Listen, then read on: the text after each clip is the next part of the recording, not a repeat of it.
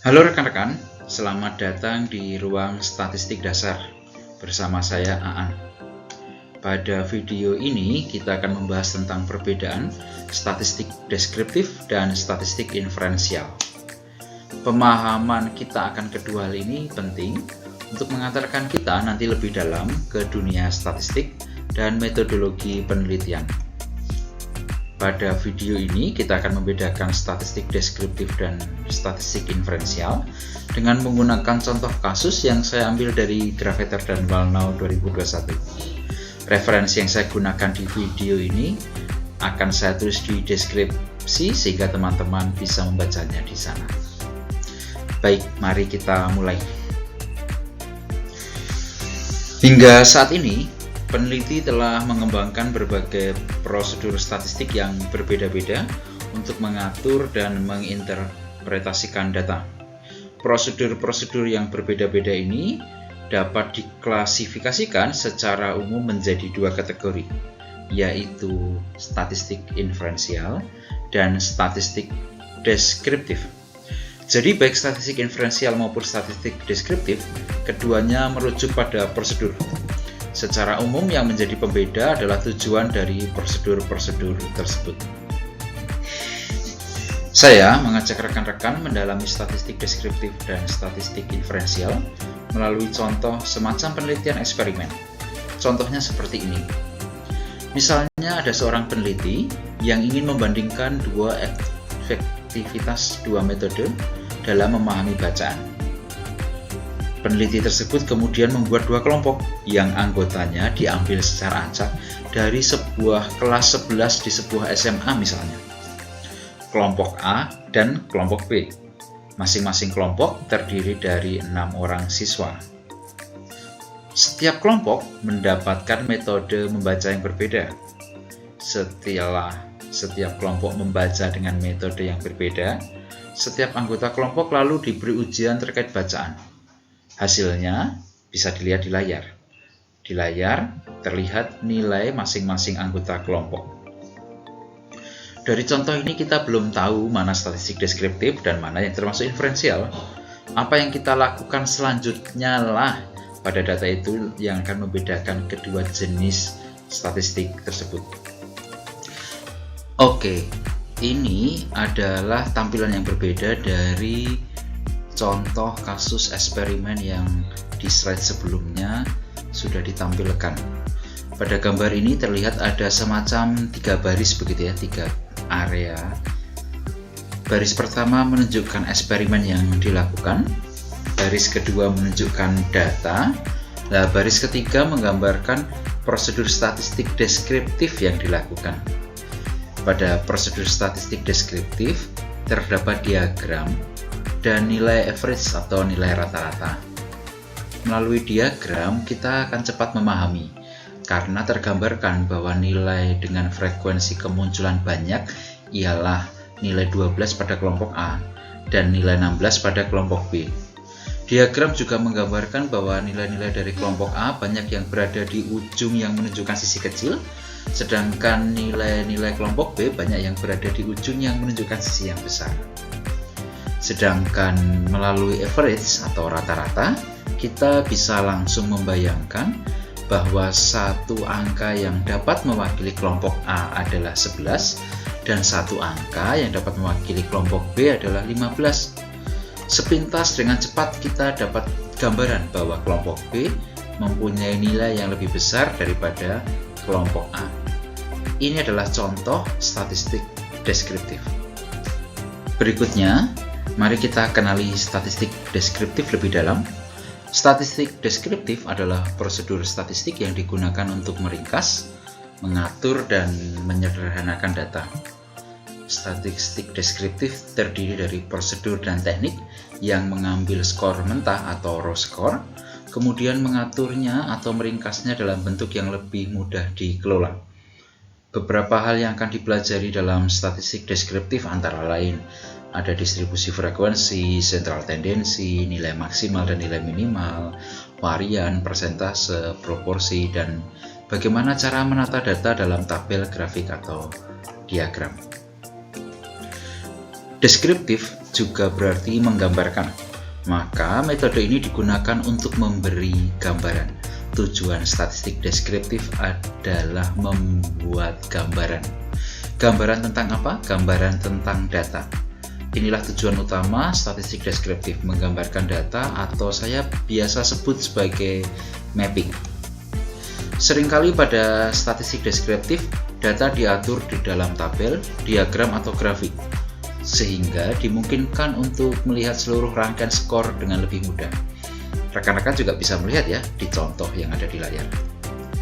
Pada statistik deskriptif juga umum digunakan metode-metode sentral tendensi seperti rata-rata atau average, median, dan modus untuk menggambarkan data. Sentral tendensi nanti akan kita bahas lebih dalam di video yang lain. Mari selanjutnya kita masuk ke jenis statistik yang lain, yaitu statistik inferensial. Kita kembali ke contoh semula tentang eksperimen 2 metode belajar tadi ya, 2 metode memahami bacaan tadi. Yang berbeda pada gambar yang Anda lihat dalam layar ialah pada baris ketiga.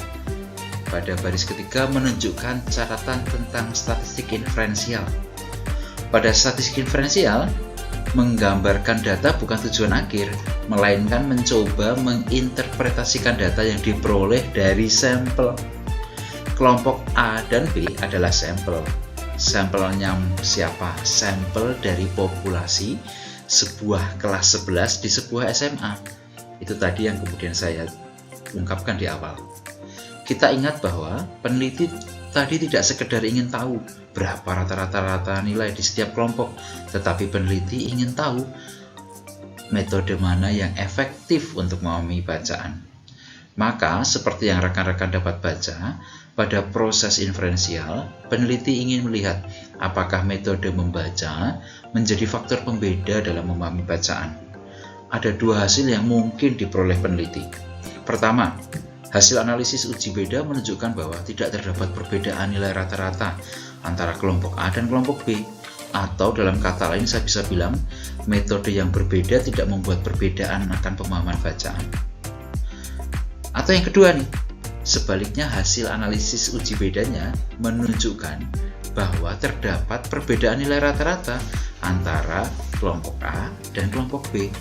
Dengan bahasa yang lain saya bisa bilang bahwa ternyata ada metode yang lebih efektif dan ada metode yang kurang efektif.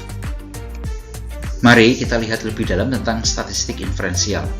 Statistik inferensial adalah metode yang menggunakan data sampel untuk membuat pernyataan umum tentang suatu populasi. Dari contoh kita bisa membayangkan bahwa hasil analisis bisa kita gunakan untuk meneropong populasi. Statistik inferensial terdiri dari teknik yang memungkinkan kita mempelajari sampel dan kemudian membuat generalisasi tentang populasi dari mana mereka dipilih. Dengan menganalisis data dari sampel, peneliti berharap dapat membuat pernyataan umum tentang populasi. Peneliti menggunakan statistik sampel sebagai dasar untuk menarik kesimpulan tentang parameter populasi atau hubungan antar variabel yang mungkin ada dalam populasi. Tentang statistik dan parameter, rekan-rekan dapat lihat di video yang lain ya. Inilah tujuan statistik inferensial. Statistik inferensial memiliki beberapa karakteristik. Pertama, terdapat proses induktif. Apa itu proses induktif? Yaitu pengambilan kesimpulan parameter populasi berdasarkan statistiknya sampel. Kedua, penarikan kesimpulan melalui pendugaan parameter dan atau pengujian hipotesis. Sehingga hipotesis hanya ada pada statistik inferensial dan tidak ada pada statistik deskriptif. Hipotesis adalah dugaan sementara. Tujuan statistik inferensial juga dapat dibaca untuk menegaskan dugaan sementara tersebut. Tentang hipotesis, rekan-rekan dapat saksikan di video lain. Yang ketiga, karakteristik ketiga, didasarkan pada data yang terdistribusi normal. Walaupun nanti akan dikenal statistik non-parametrik, tetapi dasar banyak metode analisis statistik inferensial adalah data sampel yang terdistribusi normal. tentang distribusi normal, rekan-rekan juga akan dapat lihat di video lain. Yang keempat, karakteristik keempat, metode dalam statistik inferensial berupa teknik-teknik uji beda atau teknik untuk melihat hubungan antar kelompok data atau variabel. Jadi, secara sederhana, bagaimana kita bisa membedakan statistik inferensial dan statistik deskriptif?